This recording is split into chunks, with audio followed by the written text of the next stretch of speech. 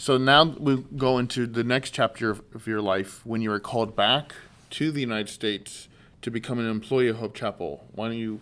I'd like to hear that story. How that's. Yeah, so that's quite an exciting story because by that time I was 22 years old and had lived with my family for 22 years. I was very involved in our ministry. All my siblings are very involved. In all the different facets of it, we are participants. So it's never just been my parents. It's been my parents and us working together. So really thankful for that. And I had no thought about moving to the United States. Right. And no thought of being the youth pastor whatsoever. So as we were here visiting for my sister's wedding, Pastor Zach had approached my dad to ask him if he would consider allowing me to stay and be the youth pastor, which was, my dad kind of like laughed. Because he laughed? He was just like, do not take my daughter from me. No. And when my dad told me about it, I was like, oh, wow, like that's interesting. Like that's something that never even crossed your mind. But I was very honored, but it was just not what I was looking for at all. So one day I come up the stairs at Hope Chapel, which many of us have experienced, where Pastor Zach shakes your hand and just stays there because you know he's going to say something. And he just was looking at me, and I said, oh, I know what you're going to say. And he said, just pray about it. Just pray about it. Yeah. And I said, okay, I will. Yeah. So I go home, and a couple days later, I remember, oh, shoot, I got to pray about this. I told Pastor Zach I was going to pray about it. I need to pray about it. So I prayed about it, which is in a very lame way. I was like, Lord, me and you both know, like, this is not a thing. But I told Pastor Zach I'd pray about it. And so here I am. I'm just bringing it to you. Okay. Awesome. Yeah. Great. And that was it.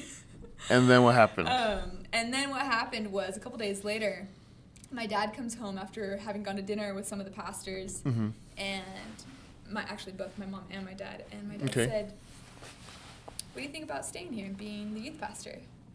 And that moment, I was like, sure. You accepted it. Yeah, so it was super strange. Like, God totally changed my mom and dad's heart and my heart to where we were just like, yeah, let's do it. This would be a really neat opportunity for me to grow and learn and share the things that I've learned over the past 22 years. So we went to Pastor Zach and gave him a 2-year commitment. 2 years. And we said yes. And then my family went home and I stayed here, so I didn't even go home. And now it's been 7 years. It's been 7 years. So now let's talk about your experience of the past 7 years of being the women's youth pastor. Yeah. So the past 7 years have been just a great adventure. There's been really, really hard times. There's been really, really amazing times. And I'm just so thankful for it all.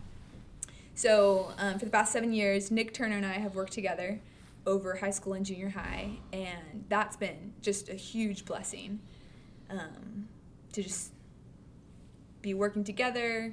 And we have so many amazing youth leaders that we work with.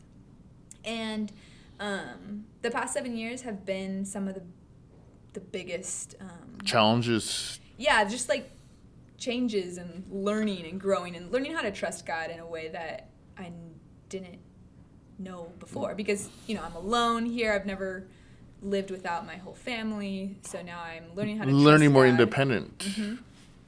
Learning how to trust him through the ups and the downs. Like I'd never been in youth ministry before. No. And so it was all just a huge, let's trust God. Like, that's what it was. Like, yes. I don't know what I'm doing. God, you know what to do. Teach me. And so that's been such a blessing to learn how to depend upon God.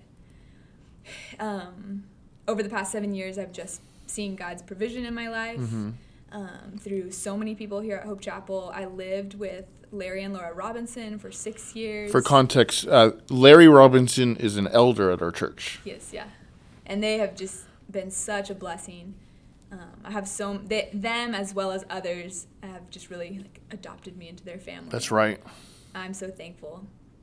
all the people that knew your mom and dad from years earlier when they went to Hope Chapel in the 80s. Yeah.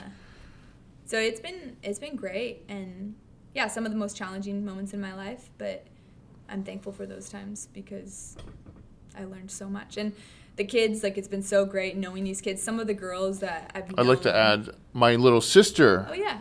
Amanda, she was in the youth ministry when Emily was leading it in the early years. Yeah.